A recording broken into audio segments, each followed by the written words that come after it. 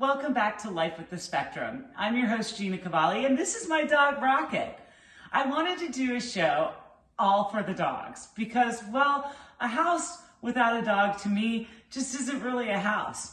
Rocket has been our four-legged friend now for about 8 years, and we rescued Rocket from a Doberman website. And whether you have a dog that's a lounge lizard like Rocket, we just got back in from a walk, so we're a little tired, or a service animal that's working. Dogs are just part of our family. They've been man and woman's best friend since the beginning of time. And we're just really starting to crack the surface on what our four-legged friends can do as far as work. Yeah, we see them part of the canine and the police unit. Yes, we see them out there sniffing drugs. Yes, we see them detecting landmines. But more recently in history, they've become navigators for our visually impaired. And now they're training dogs to be autism assistance dogs. How awesome is that? So for friends and young adults and kids on the spectrum, it could be a real game changer to have a four-legged friend in your house. So this show is dedicated to all of the great four-legged forever friends that we have had in the past, will have in the future, and the ones we have right now, like Rocket. Hi, I'm Lear Gilmores. Thanks to our friends at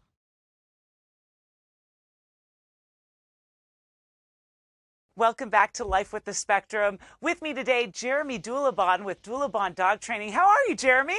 Doing great, Gina. How about yourself? I'm good. Now, you're up in Xenia, Ohio, right? We're actually in Wapakoneta. Oh, okay. How far is that away? About an hour and a half north. I was working in Xenia, but we're actually now in Wapakoneta. And tell me a little bit about your backstory, Jeremy. You've been training dogs, it seems like, your whole life. Yeah, ever since I got out of high school, I've been training dogs this summer, going on 30 years. Wow. Yeah, back in '93, I went to a dog training school right out of high school and have been doing it ever since. And you were working for Four Paws for Ability. You were the director over there. Were there dogs specifically for autism, or were those dogs also for different diagnoses? Well, kind of walk you through how we got started. I actually went to dog training school in '93, and after having my own business for a couple years, I was invited back to the school that I attended. I was there for a couple years, and I worked my way up to head trainer and main instructor at the school. And we actually had a client come in with her service dog, and she was having a terrible time trying to find training for him. So we trained a large German Shepherd for her. His name was Ben. Trained the client on how to handle him. And then she ran into kind of the same issue, and she said, if I'm having this much trouble finding someone to help me, I'm sure there's many, many other people out there running into the same situation. So she started a service dog agency in '98, and she placed a few dogs, and I decided to leave the school and move back home here to Wapakoneta, and I got reunited with her. And started training a couple dogs. They were a client for me, and we trained one or two at a time, and then we trained 4, and then we trained about 20 the following year. Then it jumped up to 40, and I was invited to be the director of training. So when we started, she started the agency, Four Paws for Ability, back in '98. I came aboard in 2000. There really wasn't much, as far as autism assistance dogs. So it was a tremendous amount of trial and error. So from, the time that I was with Four Paws to now, just over 1,500 service dog teams is what we've placed. Wow. Now, would you say there are better breeds to train to do specific things in the service world? Sure. We always want to look at what, dogs were originally bred to do, and that kind of gives us insight into the dog's specialty.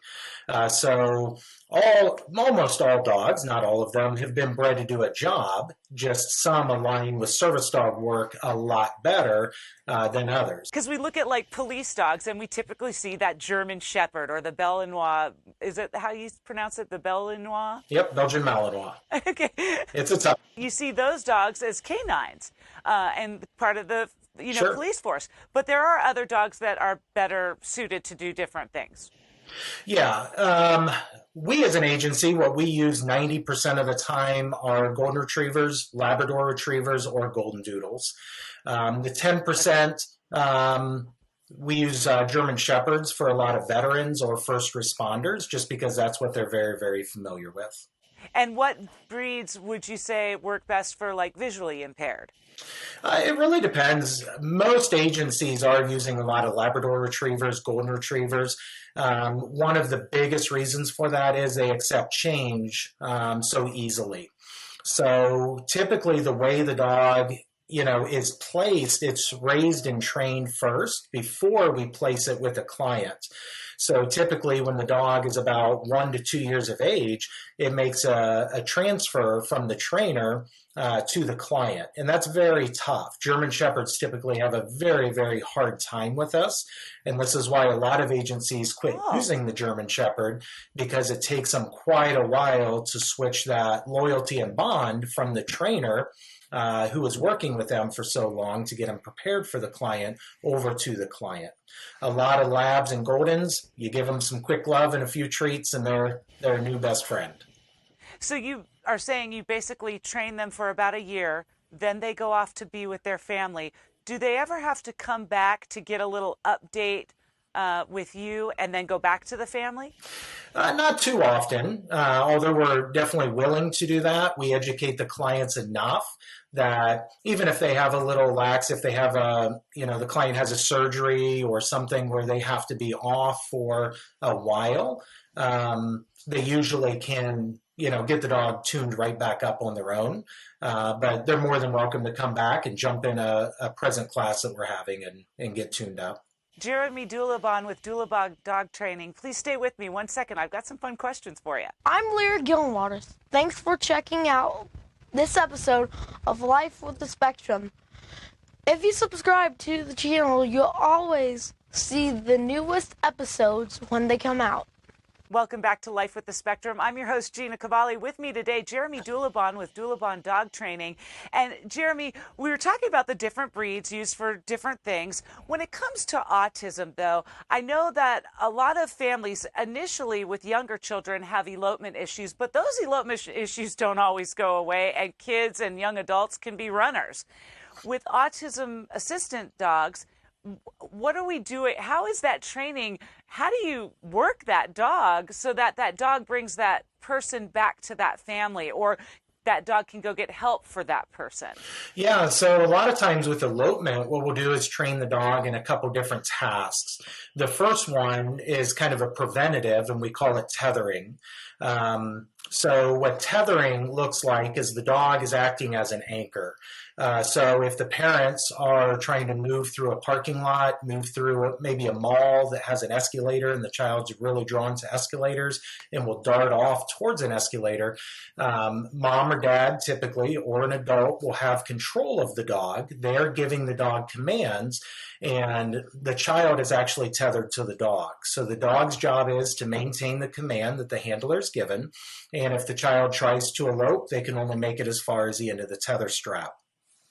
So tethering is only safe, obviously, if someone has a hold of the leash. This isn't a 24/7 type of thing that the dog's walking around the house tethered to the child. That would be extremely unsafe. But moving through the community, that way the dog is kept under control by an adult. So typically this will keep the child from eloping, but as with so many families, it doesn't matter how many deadbolts they have on the door and how many precautions. They'll figure a way out. Absolutely. There will always be a way out. So the next thing that we do is we teach the dog tracking, just like your local police department's dog's trained in tracking, or a local search and rescue dog is trained in tracking. That way the parents have a on-call search and rescue dog. That way, if the child does elope, they can start a track immediately, and the dog will follow the child's scent to the child and safely get him back home. And what other types of assistance do the autism assistant dogs provide? We also can train the dog on a set of tasks called what we classify as behavior disruption. So behavior disruption, the idea with this is teaching the dog to redirect certain behaviors, whether it's a stemming behavior or self-injury behavior. So one command, for example, is called nuzzle. Nuzzle is an attention-seeking behavior that we've put on cue. So it often, a lot of people with pet dogs, your dog may do this while you're watching TV. They come up and they bump your arm, bump your arm with their nose. And what happens is we're not paying attention, but we reach out and we pet the dog. So then we get involved in the movie, and here comes the dog again. They bump our arm, we reach out and we pet them.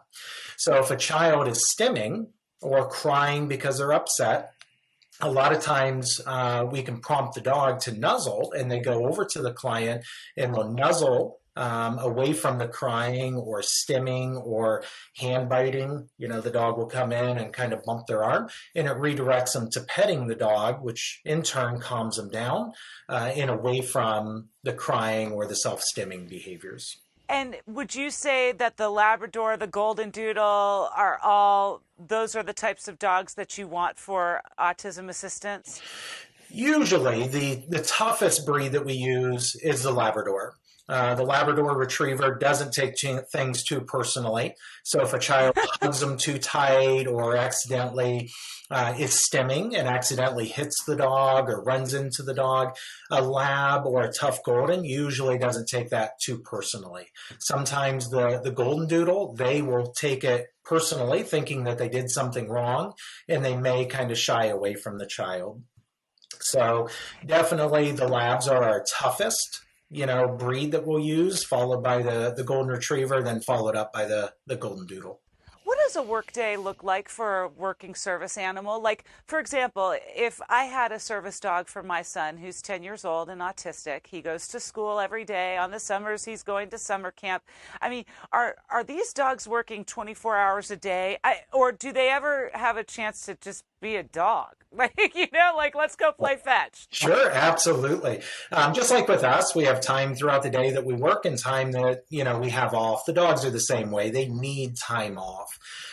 So in the beginning, clients really have to practice and utilize those skills that we've taught the dog to become proficient at them. So for tracking, we talked about kind of the parallel to the police dog or the local search and rescue dog. That handler is someone that may have worked 2 or 3 dogs before. What we're doing is taking, nurses and bank tellers and different people in different job sets, and we're teaching them to be a search and rescue dog handler. So it takes definitely a lot of practice to become proficient at reading the dog, because it's definitely a service dog team. So in the beginning, they do have to practice a lot, almost like learning a foreign language. You have to practice and practice and practice, but at some point you'll become fluent in that language. And then after that, as long as you back off. Yeah, as long as you use it, you'll always be good at it. So after the initial, training stage, then clients can just use it throughout the day.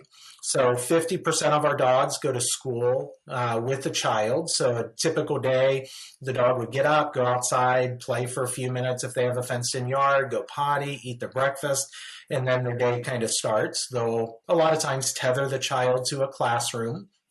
And then we have what we call place, which is a mat. It's about a 2-foot by 3-foot mat that the dog will lay on. They can sit on it, stand on it, lay on it. It's kind of home base for them. And they'll just hang out, maybe chew on a bone while the child's in class. And then if we're transitioning from class to class, we may tether again. And that'll kind of do that throughout the day. And then if the parents don't go anywhere in the evening for that night, the dog may just hang out with the family and just kind of chill for the evening. Are they encouraged? And my dog sleeps with me, right? I've got a big old mutt. Sure. Are the dogs, do you encourage the families to allow the dogs on the bed and the furniture, or because they're working dogs, they have a place in the home just like we have a place in the home? No, sleeping with the client, it really depends on the client. For some of the kids with autism, a lot of parents will say when they got the dog, it was the first time that the child's ever slept through the night without one of the parents in bed. So if that's Or the night terrors, yeah. yeah, I mean, so a lot of times the kids need something kind of right up against them, and a big lab, a big golden, or a doodle is just like a parent laying there. So that way, mom and dad can maybe, go back to their bedroom and not necessarily sleep with the child every single night. So it's 100% up to the client. It's not a deal breaker. Some of the kids love it. Other clients don't. So, and that's the thing with service dogs. There isn't a, this is what it has to look like. It's definitely very individual. Jeremy Dulebohn with Dulebohn Dog Training. When we get back, we're going to ask the tough questions about how much dogs cost. Stay with me.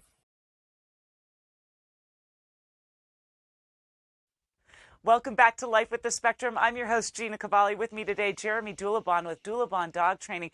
Jeremy, I know all the parents want to know, how much is a service animal? And I'm sure there's a range, right? Sure, absolutely. With us, we charge a fee for service based on the task that the dogs do. A lot of service dog agencies, whether the dog does one task or they do 12, it's the same fee.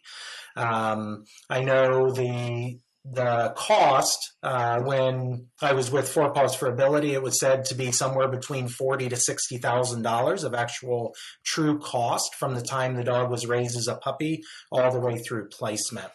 So wow. Our families, the fee for service is between $15,000 and $19,000. Okay, and that's with you getting the dog, correct? Or do you breed the dog? We just started our own breeding program.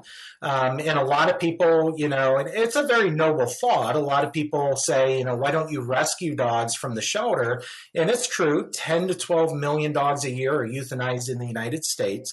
But we have an extremely high expectation of our service dogs when they're out in public. Some families go, you know what, I want to be able to jump on an airplane and go to Disney World and the dog be comfortable there. Well, a lot of shelter dogs, if they were raised as pets, it wouldn't be fair to them. The dog, as you can imagine, would be very, very nervous walking through Atlanta airport or walking around, Orlando with all the, all the amusement parks. So we do raise the puppy ever since they're born with the goal of them being service dogs. We typically get them out in public when they're about 6 weeks old, and their socialization training starts then. And so with $15,000 to $19,000, that's still a huge chunk of cash, right? Does Medicaid or Medicare or any one of these waivers help offset that cost to the family? I don't know how this works. Sure. There's some waivers, and it usually goes county by county, that do cover the service dogs. But right now, insurance doesn't, unfortunately. That's a real shame. I think we should start some sort of legislation to get that passed because, quite honestly, visually impaired people, they need a service dog. Why wouldn't that be covered? Absolutely. Like you said, dogs have been trained to work ever since we've been around. So, it's like, hello. Right. Yeah. It's not something that was created last year. The first service dog in the United States was back in 1920s, a seeing eye dog named Buddy. And seeing eye dogs have been around ever since. So going on 100 years now in the United States. It's crazy to think. Maybe in 2023 or moving forward, we can try to get something pushed through because it does, to me, make 100% sense, right? Jeremy with Dulebohn Dog Training. Jeremy, where can people find you? The easiest way is to reach out to us via email, dulebohnservicedogs@gmail.com. And you have a website, right, where people can go and kind of check out the dogs. And what's that website? They can Google Dulebohn Dog Training or Dulebohn Service Dogs. Okay. And are you on social media at all? We are. We actually have a puppies in training page, Dulebohn Service Dogs, Puppies in Training. And a lot of people like to, especially once they sign the contract and they're kind of waiting for their service dog, it's a nice way for them to kind of follow the puppies as they're being raised by our fosters. Oh, I love that idea. And how many, just really quickly, how many dogs are you currently training right now? We probably have from puppies to placement about 30 to 40. Not all of them are going to make up, but we place about 25 service dogs a year. Wow, you're a busy guy training those pets, huh? Yeah, it's a full-time job, that's for sure. Well, I'm going to let you get back to it. Jeremy Dulebohn with Dulebohn Dog Training, thank you so much for being with me today. Thanks for having me, Gina. How cool is Jeremy and Dulebohn Dog Training for training autism assistance dogs? That's so cool. And I know that maybe you heard the words $15,000 to $19,000 and that scared you from getting a dog for maybe your family member. But just so you know, not only are there waivers out there, but you can also start GoFundMe pages and Facebook donations. And in many instances, some of the families that I know that have service dogs has had their service dogs fully funded through the generosity of others. So don't count your service dog out. If you need one for your family, there's always a will and a way, right? It's really cool to think about service dogs and how we use them. And it's a shame that our medical insurance doesn't cover them, because it would just make so much more sense that that's what someone needs, right? It's like, hello. Anyway, that's a whole nother episode. In the meantime, thank you so much for stopping by to Life with the Spectrum. Like, comment, share below, subscribe. Tell your friends to subscribe. And if there's somebody I need to be speaking with, shoot me a message, gina@gcast.com, or just put it down below and I'll reach out to that person for sure. Thank you again so much for checking in. And until next time, we live life with the Spectrum. See ya.